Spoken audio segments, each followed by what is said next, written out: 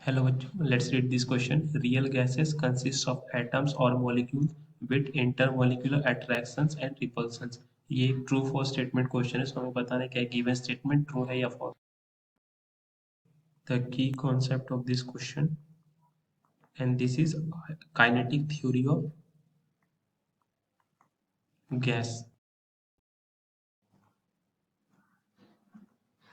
So kinetic theory of gas actually में ये के कुछ पोस्टुलेट्स थे, जिसमें से हमारे काम का पोस्टुलेट्स है that the intermolecular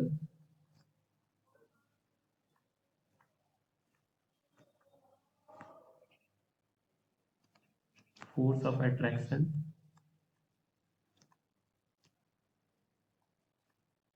between gaseous molecules is zero.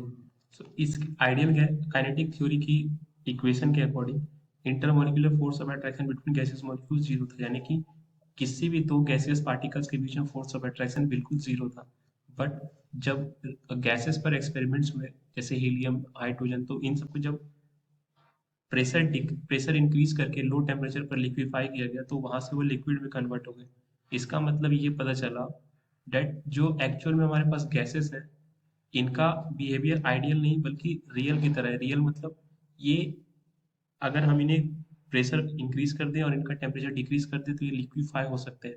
तो लिक्विफाई तभी हो सकेंगे, कोई भी लिक्विड तभी एग्जिस्ट करेगा, let's say this is the liquid.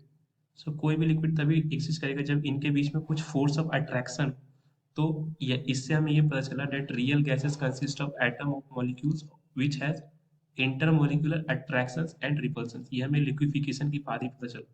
सो जो गिवन स्टेटमेंट है ये हमारा ट्रू है, that they have some intermolecular force of attraction, तभी तो वो गैस से लिक्विड में कन्वर्ट हो पाए। सो आई होप आपको ये कॉन्सेप्ट समझ आया। Thank you.